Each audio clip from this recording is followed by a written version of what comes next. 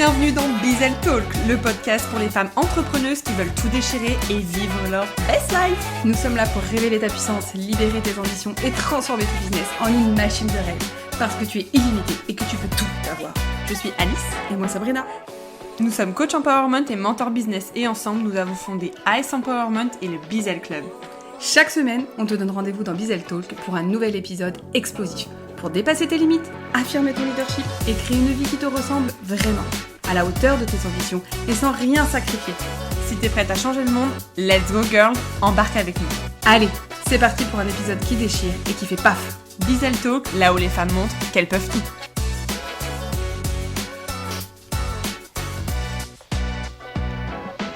Bienvenue dans ce premier épisode de podcast. On est trop contente de vous retrouver, un peu stressée, un peu excitée, on passe par plein d'émotions en même temps, mais c'est plutôt cool. Ouais, c'est la première fois qu'on diffuse ce podcast sur toutes les plateformes d'écoute. Avant, c'était dans notre cercle privé de notre newsletter, et on sait que c'était très attendu par nos membres, donc on a dit, allez, pour cette rentrée, c'est parti, on le diffuse partout.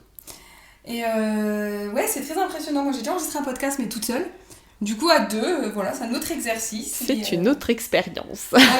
Testons, osons, c'est un peu ce qui nous a réunis avec Alice, mais on parlera de notre histoire dans un prochain épisode. Mais ça tombe bien que tu parles d'oser, puisque de toute façon, c'est le thème du jour. Oui, c'est le titre du premier épisode. D'oser être soi-même et de libérer la puissance qui sommeille en nous.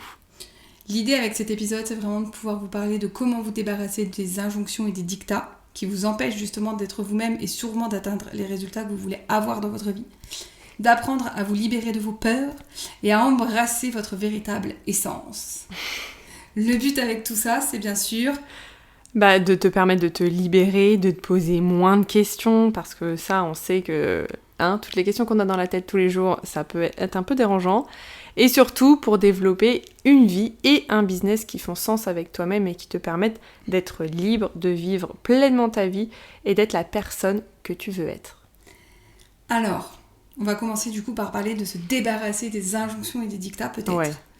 Alors, la liste peut être un peu longue.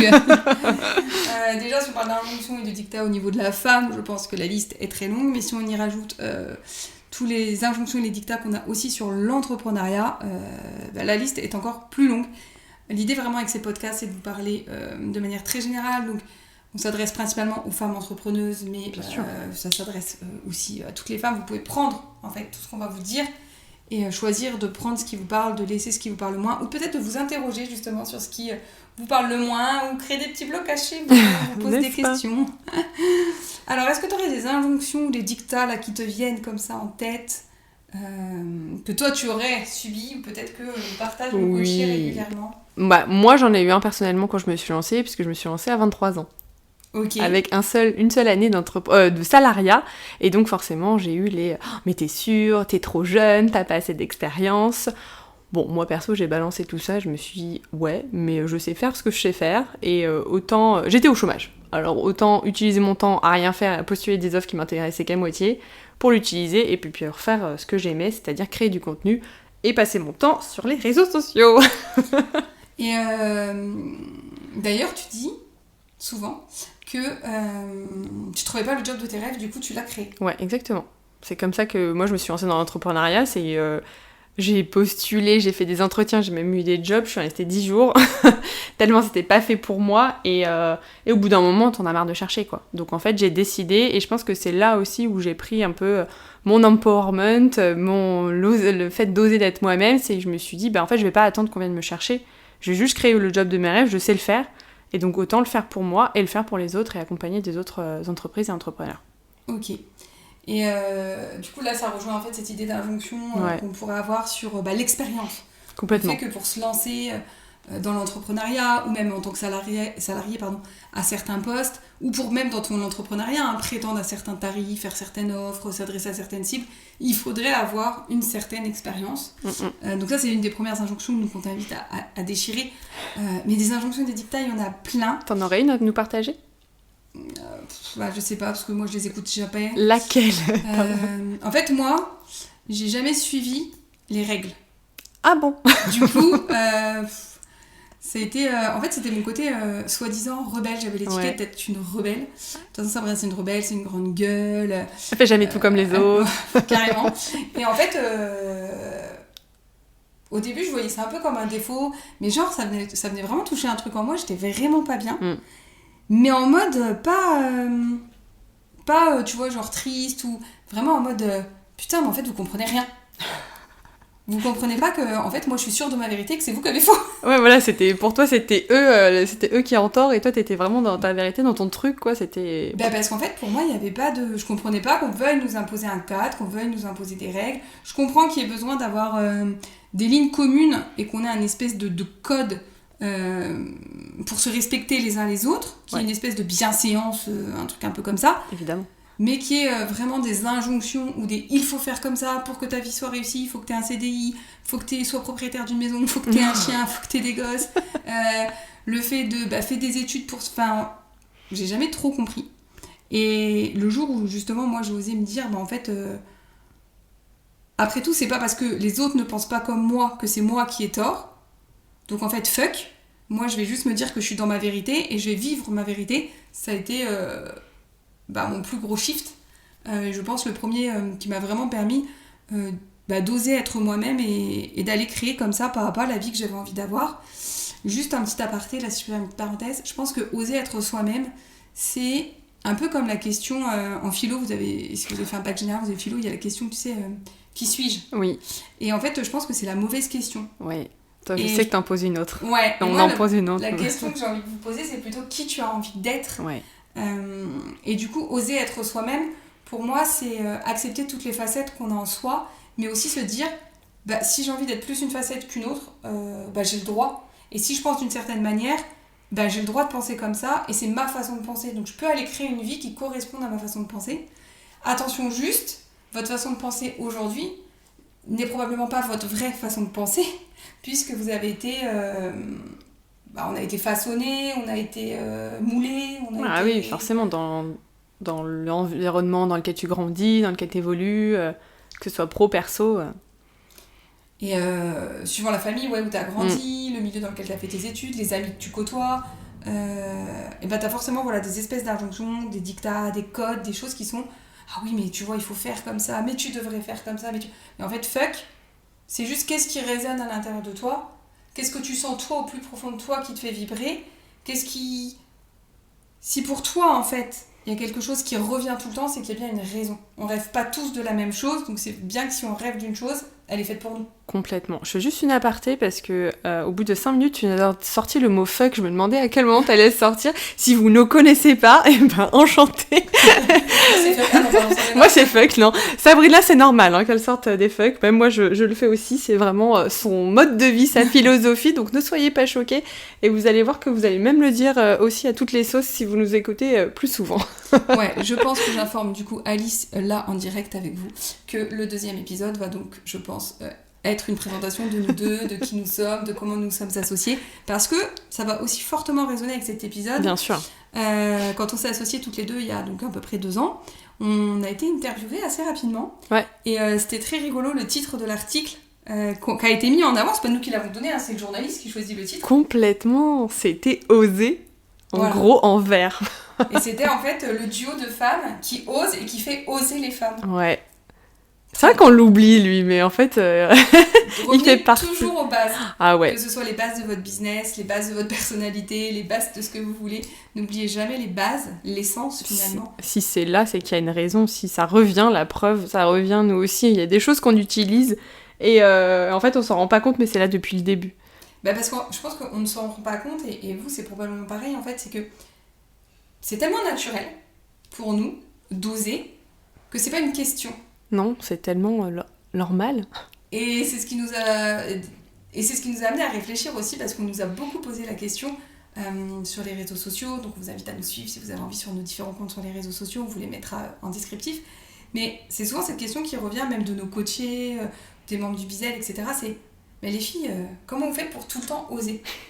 Et en fait, je pense qu'on ose parce qu'on se pose pas la question. Mais c'est surtout qu'on n'a pas la réponse à cette question. La réponse, c'est dans notre nature, c'est comme ça, on y va. Au mieux, ça marche. Au pire, ça marchera pas comme on l'a voulu, mais dans tous les cas, ça va marcher.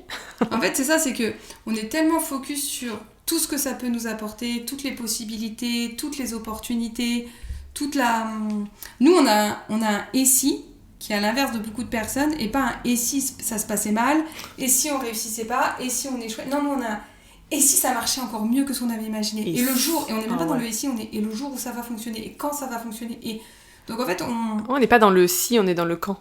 Ouais. Quand ça va exploser, quand ça va fonctionner. On n'est pas dans le si ça va fonctionner. Non. On sait que ça va fonctionner, on sait que ça va exploser. On sait juste pas quand. Pas quand, pas comment parfois. Ouais, aussi. Et je pense qu'on a aussi ce truc de... En fait, il n'y a rien de grave. Ça rejoint du coup apprendre à se libérer de ses peurs. Ouais. Il n'y a rien de grave. Et pour nous, il n'y a pas, par exemple, ce fameux diktat de l'entrepreneuriat selon lequel pour réussir, il faut échouer. Pour nous, c'est de la grosse daube. Non, mais ça mérite... on est très cash, hein. Non mais ça mériterait un épisode entier, ça. Échouer pour réussir. Ouais. Je pense que c'est tellement à l'inverse de la philosophie des entrepreneurs et de l'entrepreneuriat actuel que nous, quand on dit ça, on l'a dit, et même j'ai fait un post LinkedIn à ce sujet, je pense que tu t'en souviens, ce post LinkedIn qui a généré des dizaines de commentaires où personne n'était d'accord avec ça, c'était tout... Et donc, on sait que ça soulève les foules. Mais en fait, même vous, ça va sûrement vous poser question parce que ça vous rassure. En fait, ça vous rassure dans le sens où, finalement, je peux faire quelque chose, des espaces où je suis pas satisfaite de ce que j'ai fait. Ce que je considère comme un échec, ça veut dire que, à mes yeux, ça n'a pas été réussi. Ça veut dire que c'est quelque chose que je vis mal, ça veut dire que... Et en fait, ça crée en moi un espèce de trauma, ça crée en moi des émotions négatives. Ouais. Et le fait de me dire, mais je suis pas la seule, puis c'est normal, puis pour réussir, je suis obligée de passer par là, c'est hyper rassurant. Ouais. Par contre, à contrario de ça, ça empêche beaucoup d'entre vous de passer à l'action. Parce qu'en vrai de vrai, dans le fonctionnement du cerveau, personne n'a envie de connaître l'échec. Personne. Notre cerveau n'est pas programmé pour l'échec. Notre cerveau n'est pas programmé pour la mort. Et l'échec, pour le cerveau, c'est la mort. Notre cerveau, il est programmé pour le plaisir, pour le kiff. Il est programmé pour nous garder en sécurité, pour nous protéger. On est encore dans un système au niveau du cerveau qui nous gouverne, qui est le cerveau, enfin la partie en tout cas reptilienne de notre cerveau, et elle est encore très primitive. Donc en fait, elle, son but, c'est je te garde en protection. Je te protège et je m'assure qu'il y a un maximum de plaisir. Donc bien sûr, vous allez surconsommer tout ce qui vous crée de la dopamine et plein d'hormones de plaisir hyper rapides. On va parler de drogue, on va parler de sucre, on va parler de réseaux sociaux, on va parler de toutes ces choses qui vous éloignent finalement de vos buts TikTok. Et de vos désirs. Mais c'est aussi... Votre cerveau, voilà, c'est ça aussi que je voulais vous dire, il est programmé pour vous éloigner de la peur. Donc, c'est hyper... comment dire, c'est hyper... Enfin, je sais pas comment dire, c'est une dualité qui est un peu forte. C'est-à-dire que si t'as peur de l'échec, et qu'en même temps tu sais que pour réussir, il faut échouer, tu vas jamais réussir. C'est incompatible en fait. Il faut forcément que tu passes par la case échec. Et moi, j'ai envie de vous redonner une définition de l'échec. L'échec, en fait, pour moi, il n'y a pas d'échec. Mais il n'y a pas non plus de leçon. J'aime pas le côté leçon. En fait, l'échec, c'est de se dire, mais est-ce que tu as envie, toi, un jour dans ta vie, de vivre de l'échec ? Enfin, moi, l'échec, quand tu me parles d'échec, j'ai juste envie de dire, non, en fait, je vais pas y aller. Non, s'il y a une possibilité que j'échoue, en fait, je vais te dire, je vais rester. Non. Ouais, c'est ça. Je comprends pas. C'est comme si tu me disais, allez, saute du pont, t'as une chance sur deux de mourir. Non, en fait, pourquoi tu veux que je fasse ça ? Ah, super expérience, ça. Moi, par contre, si tu me dis, écoute, il y a une expérience à tenter. Ouais. Moi, j'adore le jeu, je suis restée hyper gamine, j'aime bien le côté un peu challenge et tout. J'aime bien gagner. Donc, si tu me dis, écoute, il y a une expérience, un truc à tenter, et que ça me fait vibrer, je vais dire, ok, vas-y, viens, on y va. Au mieux, je gagne. Au mieux, j'aurais tenté quelque chose, j'aurais appris des choses, j'aurais expérimenté, mais je suis dans l'expérience tout le temps en fait. Il y a moins cette notion de perdre quelque chose, alors que dans la possibilité d'avoir un échec, possiblement tu perds quelque chose, mais on n'a pas envie de perdre quelque chose. Enfin, je pense que personne, pour le cerveau, personne. tu m'arrêtes si j'ai faux, mais personne n'a envie de perdre. Personne n'aime perdre. Donc, et dans l'expérience, c'est plutôt, dans tous les cas, ça va m'apporter quelque chose. Donc perso, nous, mais bon, ça on en refera un épisode entier, mais on est plus sur vivre des expériences, vivre des expérimentations. C'est beaucoup plus... Et même, t'as moins de pression et t'as moins de peur, justement, qui rejoint, du coup, le point 2 dans lequel on est en train de parler. L'idée, c'est ça, en fait, c'est que finalement, c'est la pression que vous vous mettez. Mais la pression que vous vous mettez par rapport aux injonctions, aux dictats, par rapport aux peurs, au regard des autres. En fait, c'est vous-même, avec vous-même, c'est toujours un problème de soi avec soi. Oui. Et c'est la pression que je me mets par rapport à une future réussite, un futur échec, par rapport à qu'est-ce qu'on va dire, qu'est-ce qu'on va penser, est-ce que ça se fait, est-ce que ça se fait pas. C'est toute cette pression qui empêche d'oser, qui empêche de passer à l'action et qui empêche de réussir. Et c'est pas, la plupart du temps, c'est pas un problème de stratégie, c'est pas un problème de communication, etc. C'est surtout un problème de positionnement avec soi-même et de mindset et de qu'est-ce que je fais de toute cette charge émotionnelle que je me crée parce qu'on est beaucoup dans notre société dans l'émotionnel. Et en fait, c'est aussi de pouvoir vous dire, une peur, c'est pas quelque chose de factuel. À part si vous avez vraiment une phobie. Oui. Les peurs, elles sont là, en fait, normalement, pour nous protéger.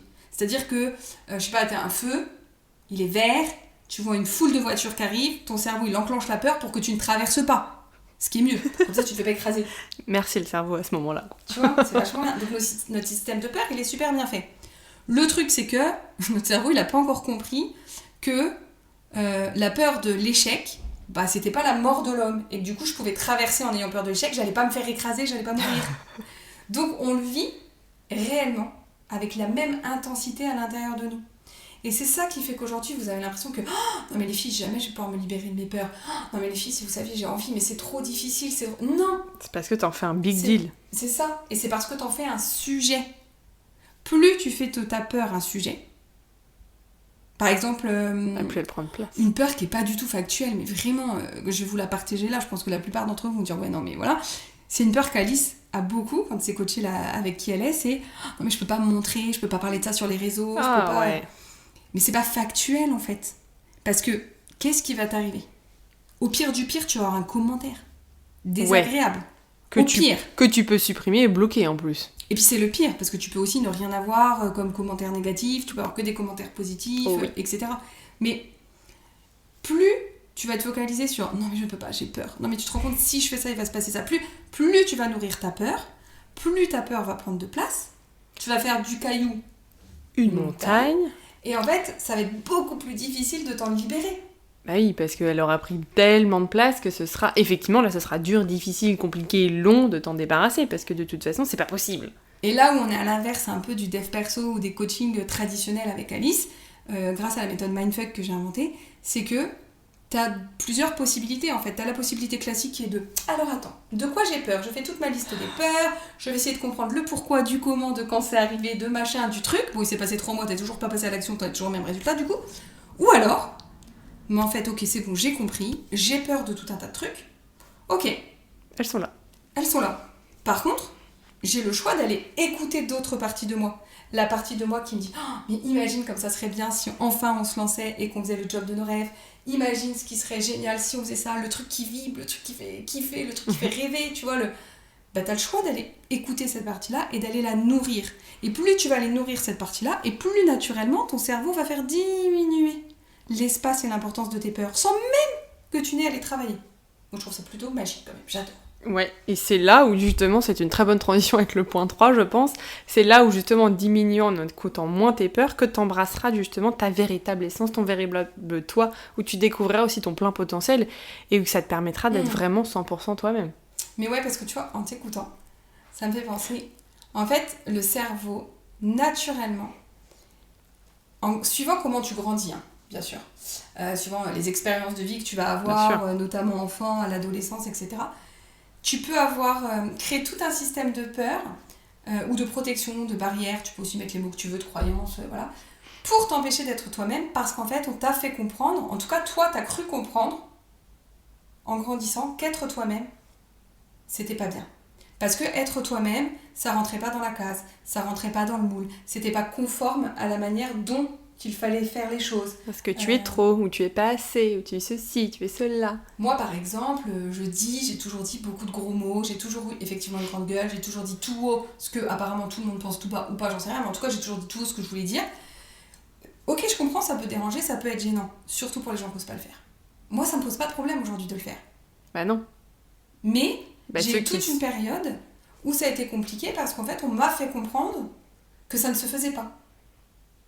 Donc, j'ai commencé à mettre des barrières, à mettre des filtres, à faire attention à ce que je disais, à moins utiliser certains mots.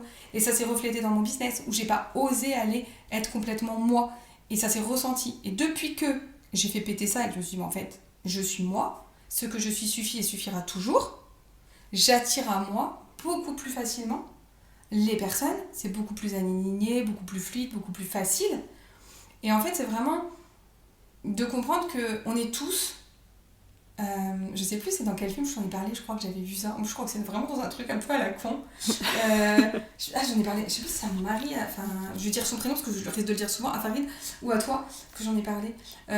Bon bref, vous verrez, ça m'arrive très très souvent ça. La référence du truc c'est, on finit toujours par être dans une cage, c'est juste qu'à un moment donné, on oublie qu'il y a des barrières, des barreaux, parce qu'en fait on a tellement pris l'habitude de vivre dans la cage qu'on voit plus les barreaux, mais pourtant on est toujours dans une cage. C'est un film avec des animaux? Oui, c'est un dessin animé sur Netflix. Oui, c'est ça, c'est un dessin animé. Alors lequel, je sais plus du tout. Et en fait, c'est très drôle parce que c'est des animaux de zoo qui partent à l'extérieur parce qu'ils sont libérés, mais en fait, ils reviennent d'eux-mêmes au zoo parce que finalement, au zoo, ils sont pas si mal. Bien et un des animaux, du coup, dit à l'autre, ouais, mais on est quand même enfermé en cage. Et l'autre lui répond, mais de toute façon, d'une manière ou d'une autre, on sera toujours dans une cage. Alors autant choisir la cage dans laquelle on a envie d'être. Voilà. Et en fait, c'est ça, c'est à un moment donné, on est un peu dans cette... Même si c'est agréable, on peut être dans une prison dorée. Et l'idée, c'est de se dire, est-ce que je reste dedans ou est-ce que je choisis d'en sortir? Et ça, c'est vraiment un choix que vous faites avec vous-même. Et le jour où vous le faites, c'est tellement beaucoup plus...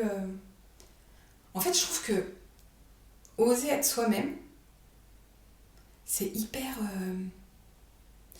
J'ai pas le terme parce que j'ai que le terme négatif. T'es vachement moins fatigué. Tout est vachement moins pénible, moins lourd, moins... c'est plus libérateur, c'est moins prise de tête, effectivement. En fait, on parle vachement négatif. Il y a beaucoup de négatifs qui ressortent, mais je pense que ça parlera même aussi. C'est un positif, bordel. Juste libérateur, je pense que c'est assez positif, ouais, libérateur, mais il y a ce... t'es plus... Ouais, plus serein. Ah ouais, c'est pas C'est mal. bien ça, serein. Ouais, moi, je trouve que depuis que j'ose aussi être un peu plus... beaucoup plus moi-même, effectivement, il y a moins cette notion de fatigue, plus cette notion aussi d'envie, d'émerveillement aussi, de tout. Je sais pas si toi, mais je sais que... Ouais, mais ça, c'est parce qu'on moins cette façon aussi d'être blasé. Parce qu'on a une nature, c'est oui, c'est vrai. Facilement. C'est vrai, on est des gosses, nous. On fait revivre régulièrement notre enfant intérieur. Mais ouais, c'est ça. Merde, ça m'a fait penser à un truc quand tu disais, mais j'ai oublié. Je te laisse continuer si tu veux. Non, du coup, on vous invite à vous poser un peu des questions, voir si ce que vous vivez actuellement, c'est vraiment vous-même. Est-ce que vous avez pas encore quelque chose à libérer pour être pleinement vous, pour justement vivre mieux votre vie et votre quotidien? Oui, c'est ça que je voulais dire. Vas-y. Quand tu te libères en fait des masques que tu t'es mises, mais souvent de manière complètement... automatique, inconsciente, oui, complètement. En grandissant, en fait, tu t'es adapté à un moment donné. Souvent, c'est suradapté. Oh. Et donc là, l'idée, en fait, c'est de pouvoir un peu comme ça enlever une couche par une couche jusqu'à découvrir qui on est vraiment, qui on a envie d'être. Et c'est rigolo parce que... Ah merde, j'ai perdu encore ce que je voulais dire. Mais c'est fou ça aujourd'hui. C'est peut-être de la chaleur. Ah non, mais du coup, tu prends beaucoup moins les choses à cœur. Quand les gens te disent des choses, oui, tu prends beaucoup plus de recul. T'es beaucoup plus là en mode, oui, ok, si tu veux, pense ça. Mais okay. Complètement. Parce qu'en vrai, t'es aligné avec toi. C'est ça, exactement ce que j'allais dire. Ouais, très bien, tu penses ça, mais écoute, merci de l'avoir dit. Par contre, je le prends pas, quoi. En fait, c'est ça, c'est dépose, mais je prends pas ta merde. Ouais, non, mais des fois, c'est ça, vraiment. Et même les peurs des gens, quand vous partagez ouais. des choses, les injonctions, les dictats, mais qu'est-ce qu'on va... En fait, c'est, ok, ouais, je comprends que toi, ça te pose ces questions-là, ça te fasse réfléchir à ça. Par contre, moi, ça me va complètement d'être comme je suis, avec moi-même. Et du coup, si t'es bien avec toi-même, c'est beaucoup plus facile d'être bien avec les autres, puisque les autres ne sont que le reflet de leur propre vision. Et l'idée, c'est vraiment, plus tu es toi-même, et plus c'est facile derrière de se détacher du regard des autres, de ce qu'ils peuvent te dire. Bien sûr, l'idée, c'est pas de ne jamais se remettre en question, ça fait du bien quand même de se remettre en question quand on nous dit certaines choses, mais il y a des choses, tu les prends plus pour toi. Là où avant, tu aurais peut-être pu... Parce qu'il y a des choses que t'as pas besoin de prendre pour toi, et c'est là où la différence entre se remettre en question... et la différence entre prendre tout ce qu'on nous dit et changer de facette du coup tous les jours. Non, c'est pas ça, c'est vraiment dépose, attends, j'analyse, non en fait j'en veux pas, ou oui ok, peut-être que je vais pouvoir gérer là-dessus, mais en fait je pense pas. Et l'idée, c'est vraiment de reconnaître que, en fait, quand on a tous en nous un potentiel. Oh oui. On a tous en nous des ressources, des savoir-être, des savoir-faire. On a tous en nous des choses qui nous font vibrer, qui nous passionnent, qui nous font... toutes des choses pour lesquelles on est doué, des compétences. Souvent, vous vous en rendez pas compte parce que juste, en fait, c'est vos zones de génie. C'est tellement inné pour vous que ça paraît... Ah ouais, faites la liste de tout ce qui est facile pour vous. Mais ouais, vous verrez. Faites attention quand les gens disent « Ah putain, mais c'est tellement facile pour toi » ou « Ah mais comment tu fais ça ?» ou tous les conseils qu'on vient vous voir, pour lesquels on vient vous voir, et vous allez voir qu'en fait, vous avez plein de zones de génie, plein de zones de compétences. Et qui sont pas les mêmes que les autres. Et c'est juste après oser, vous, avec vous-même, utiliser l'ensemble de ces ressources, de ce potentiel, pour aller créer la vie que vous voulez et le business que vous voulez en fait. Et la puissance qui sommeille en toi, elle est là, on le sait, puisqu'on l'a toute à l'intérieur de nous. C'est juste qu'en grandissant, on a éteint petit à petit le feu intérieur qu'on avait en nous, mais libre à toi, à tout moment, d'aller raviver les flammes, les braises en tout cas qu'il y a, pour les transformer en flammes et de les nourrir en fait. Parce que ça, c'est ton job. Ouais. Aujourd'hui, en tant qu'adulte, c'est ton job. Il y a des choses qui se sont peut-être passées dans votre vie, quand vous étiez plus petite, enfant, ado, etc. Ok, mais c'est un choix d'en faire toute une histoire de vie basée sur des traumatismes, sur des échecs, sur des difficultés. Ou alors, c'est un choix de se dire, aujourd'hui, je suis adulte, et ma responsabilité, c'est mon épanouissement. Et sur quoi j'ai envie que mon épanouissement repose. Et là, c'est à toi de faire ce choix et de choisir le chemin que tu veux emprunter, qui est soit vers la liberté, soit vers autre chose, mais qui ne sera pas la liberté du coup, si tu n'oses pas en fait aller renouer avec cette puissance que tu as à l'intérieur de toi. Et oser être toi-même. Voilà ce qu'on a envie de partager avec cet épisode. Ouais, on espère que ça t'a plu. On a hâte que tu nous fasses tous tes retours. Et puis, on vous dit à très bientôt pour un deuxième épisode. Salut! Merci d'avoir écouté cet épisode du Bizzle Talk. On espère que tu as été boostée, motivée et que tu es prête à conquérir le monde avec ta puissance unique. Si cet épisode t'a inspiré, partage-le avec tes amies entrepreneuses, laisse-nous un témoignage et abonne-toi surtout pour rien manquer. Et comme on adore recevoir vos messages, dis-nous comment cet épisode t'a boosté et ce que tu as envie de réaliser cette semaine. C'est parti pour l'instant pub. Si tu veux aller plus loin et découvrir toutes nos expériences, rendez-vous sur notre site as-empowerment.com et aussi sur nos réseaux sociaux. Tous les liens sont dans la description de l'épisode. Ensemble, créons une communauté de femmes puissantes, prêtes à vivre leur best life.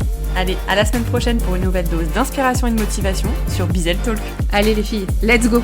Les femmes peuvent absolument